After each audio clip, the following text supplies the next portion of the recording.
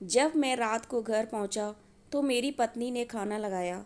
मैंने उसका हाथ अपने हाथों में लिया और कहा, मुझे तुमसे कुछ ज़रूरी बात कहना है। वो शांत बैठकर खाना खा रही थी। उसकी आंखों में कुछ दर्द सा साफ नज़र आ रहा था।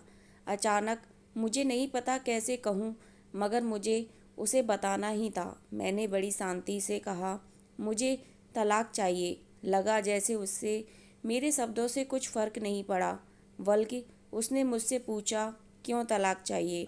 मैंने उसके सवाल को अनसुना किया तो उसे गुस्सा आ गया। उसने चम्मच उठाकर फेंक दिया और ज़ोर से चिल्लाई, तुम इंसान नहीं हो। उस रात हमने एक दूसरे से बात नहीं की। वो रो रही थी। मुझे पता था कि वो जानना चाहती थी कि आखिर ऐसा क्या हुआ जो हमारा रिश्ता टूटने की कगार पर आ गया। पर मेरे लिए उसके सवालों का जवाब दे पाना नामुमकिन था। मैं अब किसी और से, प्रिया नाम था उसका, प्यार करने लगा हूँ। अब मुझे उससे प्यार नहीं रहा। मैंने उसे उसके बरसों के प्यार की सज़ा दी थी। भरे मन से मैंने तलाक के पेपर तैयार किए। उसमें लिखा था कि वह पूरा घर, कार और कंपनी की 30% शेयर ले सकती है इस तलाक के बदले में। लेकिन उसने उस पेपर्स को देखा और उनके टुकड़े टुकड़े कर दिए। वो औरत जिसने मेरे साथ जीवन के 10 साल बिताए थे, वो आज मेरे लिए अनजान बन चुकी थी। मुझे इन 10 सालों का जो उसने मेरे लिए बर्बाद किए, मगर मैं क्या करूं? जो हो चुका उसे मैं बदल नहीं सकता था, क्योंकि मैं किसी और से, अपनी पत्नी से भी ज़्यादा प्यार करने लगा था। आखिरकार उसके सब्र का बांध टूट गया और वो फूट फूट कर मेरे सामने रोने लगी। मेरे लिए उसका रोना एक तरह से उसकी रिहाई की तरह था। तलाक की ये बात जो कई दिनों से मुझे परेशान कर रही थी, अब बिल्कुल साफ हो चुकी थी।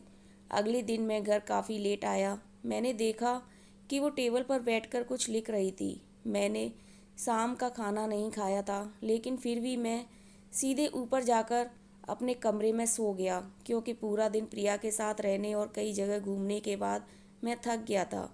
वो शायद रात को उसी टेबल पर लिखते लिखते सो गई थी। सुबह उसने तलाक देने की शर्तें बताई। वो मुझसे कुछ भी लेना नहीं चाहती थी। उसे सिर्फ तलाक से पहले 1 महीने का समय चाहिए था। उसने आग्रह किया कि इस 1 महीने में हम दोनों वही पुराना वाला जीवन जिएं जितना संभव हो सके, क्योंकि आने वाले महीने में हमारे बेटे की परीक्षा है। वह नहीं चाहती थी कि हमारे टूटे रिश्ते का प्रभाव उसकी पढ़ाई पर पड़े।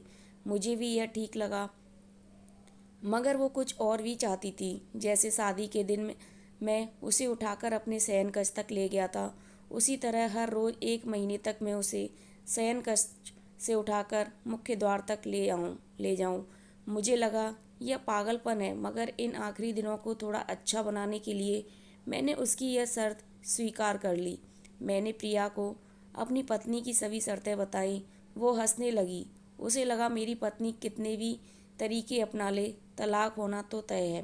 मेरी पत्नी और मैं किसी से भी इस दौरान नहीं मिले थे, लेकिन उस दिन जब मैं उसे पहली बार उठाकर गेट तक लेकर गया तो हम दोनों काफ़ी अजीब महसूस कर रहे थे। पीछे से हमारा बेटा भी खिलखिलाकर खुश हो रहा था। अगले दिन यह काम थोड़ा सामान्य और आसान हो गया।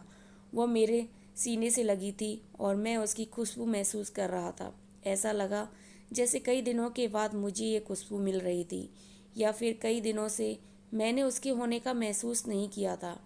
पहले जितनी उसमें वो कसाव नहीं था और चेहरे पर कुछ हल्की झुर्रियाँ नज़र आ रही थी और बाल भी सफ़ेद होने लगे थे। ये वही औरत थी जिसने अपने जीवन के 10 साल मुझे समर्पित किए थे। चौथे दिन जब मैंने उसे उठाया तो वो पुरानी रोमांच लौटने लगी थी। 5वें और छठे दिन वो पुराना प्यार फिर जागने लगा। मैंने प्रिया को इस बारे में कुछ नहीं बताया था। अब उसे उठाना और आसान हो गया था। शायद हर रोज़ यह सब करने का मैं आदी हो गया था।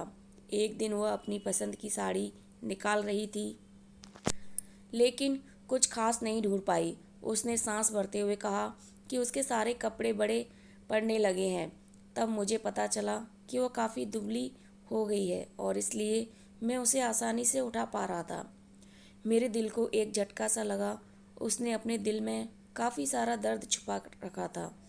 पता नहीं कैसे मैं आगे बढ़ा और उसके सिर को छूकर देखा। अचानक हमारा बेटा आया और बोला कि पापा, ये तो मम्मा को उठाकर बाहर ले जाने का समय हो गया है।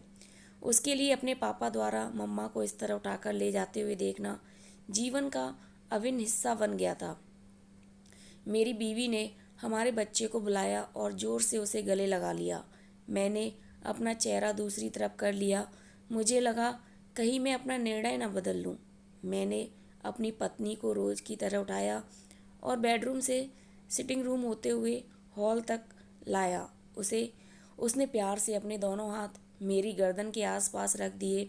मैंने उसे ज़ोर से पकड़ रखा था, बिल्कुल हमारे सुहाग रात की तरह, मगर उसका इतना कम वजन मुझे परेशान कर रहा था। महीने के आखिरी दिन जब मैंने उसे उठाया तो मेरे लिए एक कदम भी चल पाना मुश्किल हो रहा था। हमारा बेटा स्कूल जा चुका था। मैं अपनी कार से ऑफिस गया और कार से कूदकर बाहर आ गया, बिना कार को लॉक किए। मुझे डर था कि अब एक पल की भी देरी मेरा इरादा बदल देगी। मैं ऊपर गया। प्रिया ने दरवाज़ा खोला और मैंने उससे कहा, सॉरी प्रिया, अब मैं अपनी पत्नी से तलाक नहीं लेना चाहता। उसने मुझे देखा और मेरे सिर पर हाथ फेर कर कहा, तुम्हें बुखार तो नहीं है? मैंने उसका हाथ हटाया और कहा, सॉरी प्रिया, अब मुझे अपनी पत्नी से तलाक नहीं चाहिए। हमारी शादीशुदा ज़िंदगी शायद हम दोनों के ध्यान न देने की वजह से बोरिंग हो गई थी, लेकिन इसका मतलब यह कतई नहीं कि हम एक दूसरे से प्यार नहीं करते।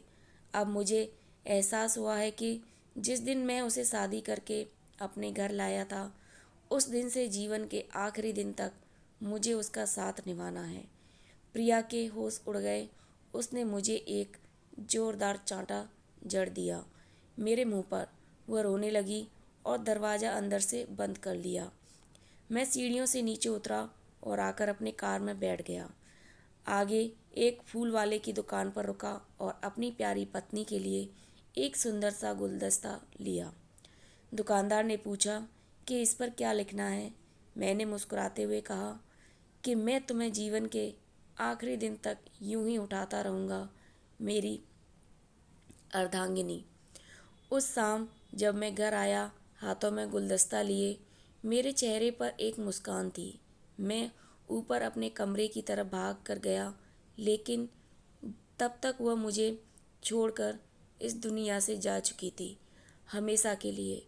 वो कई महीनों से कैंसर से लड़ रही थी, लेकिन मैं प्रिया के साथ इतना खोया हुआ था कि कभी ध्यान ही नहीं रहा। उसे पता था वह जल्द ही मुझे छोड़कर जाने वाली है, इसलिए वह मुझे और मेरे बेटे के रिश्ते को टूटने से बचाना चाहती थी। मैं नीच उससे तलाक लेना चाहता था, लेकिन फिर भी उसने मुझे अपने बच्चे की नज़रों में एक प्यारा पति और पिता बना दिया था।